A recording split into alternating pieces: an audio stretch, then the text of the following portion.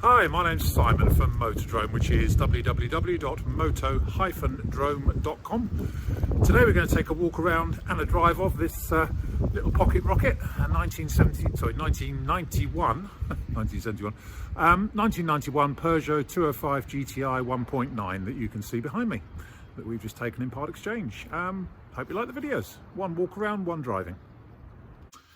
Okay, let's take this H registration, Peugeot 205 GTI 1.9 for a spin. This brings back a load of memories for me. As I say, my first wife had one for 3 years as a company car between 91 and 94, and we drove it everywhere. I don't remember it being quite so small though, perhaps I've just got bigger. But anyway, this one's showing 138,000 kilometres. Certainly it's come from New Zealand because there's all sorts of New Zealand stickers up here, but I think originally it was a Japanese market car because it's got air conditioning. But I haven't been through the history yet, but so 138,000 kilometres equates to 87,000 miles, I think. But yeah, it's rather spot on. Anything I can find on it, which we'll try in a moment. I've just put some petrol in to see if it cures it, but after startup, after about 45 seconds to a minute, you start getting this weird whining sound, which we think is the fuel pump, and that's why I put some fuel in, because it was quite low on fuel anyway. It's certainly nothing to do with the drivetrain at all, because it doesn't go away when you stop. It's this weird whining sound coming from sort of under the car, not under the bonnet. So we think it is the fuel pump just whining, and it may be because it was a little bit low on fuel, but we'll see what it's like on test. If it does it, if it doesn't do it anymore, great. If it does come back, you know it's there, but it doesn't affect the way it drives or anything. It's just possibly got a noisy fuel pump. Anyway,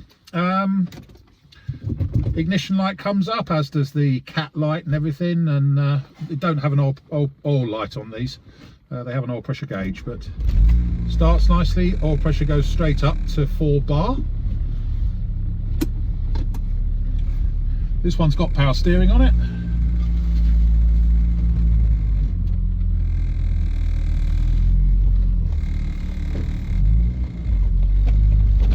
And we shall see. What's that? May have just been down to having lack of fuel in it.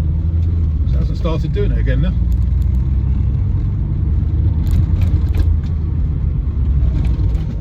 Yeah, started doing it now. I don't know if you can hear it on the video. Just sort of noise. So yes, we think it is the fuel pump.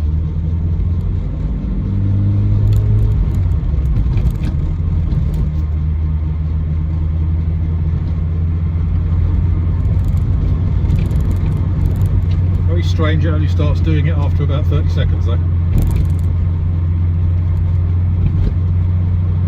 It obviously doesn't affect the way the car drives.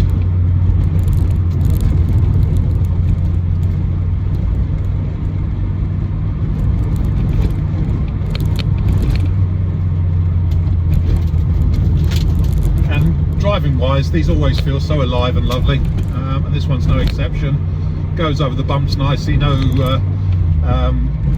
suspicious bangs or rattles or anything. Probably hear a bit of rattling on the camera on the camera mount. It's the mount itself, but it goes exactly where it's placed. They are like a little go-kart. If modern hot hatches were like this, they'd sell thousands of them, but obviously they have to take account of safety considerations and stuff these days, which puts the weight on. But these are just brilliant. It's no wonder they're so sought after. Actually, that one has largely gone away now.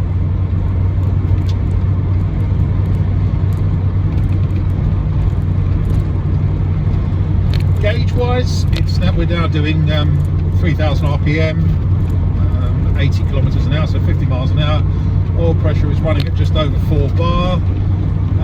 Fuel gauge is working. The temperature gauge is just starting to move. It is freezing cold here today, and I've just done about 3 miles on it. So, but that's the water temperature gauge. Oil temperature gauge isn't moving anywhere at the moment, but it's hardly surprising. Fifth, no gearbox problems or clutch problems. It sneaks in and out of gear perfectly happily. No synchro issues or anything.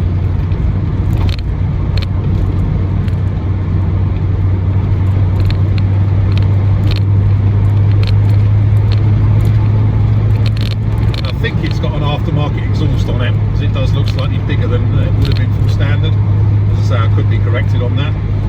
It's not, it doesn't sound horrendous or anything. It's not particularly loud. But there's such, but you can't help but smile when you drive these. I drove one of these all the way to Monaco and back once, and round the racetrack at Monaco. The one that my wife had.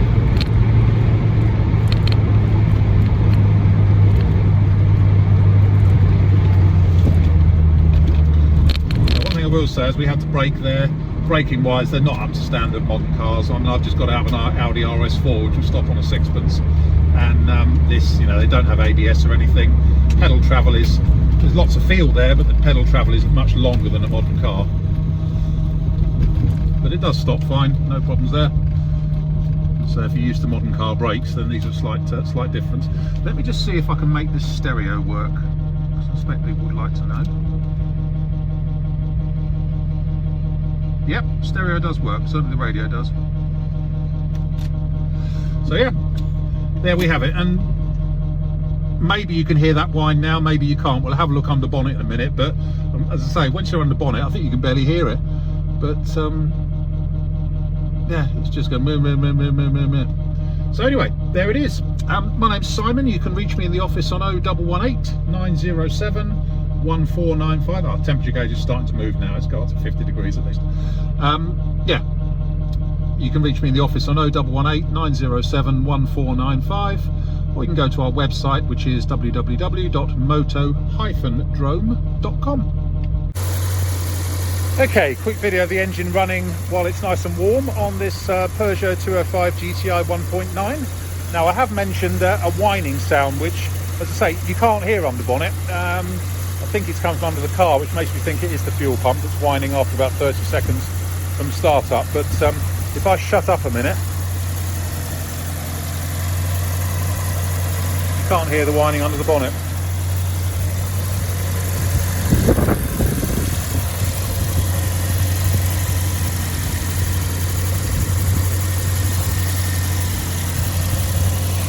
As I say, this one's been in, certainly been in New Zealand, possibly also Japan.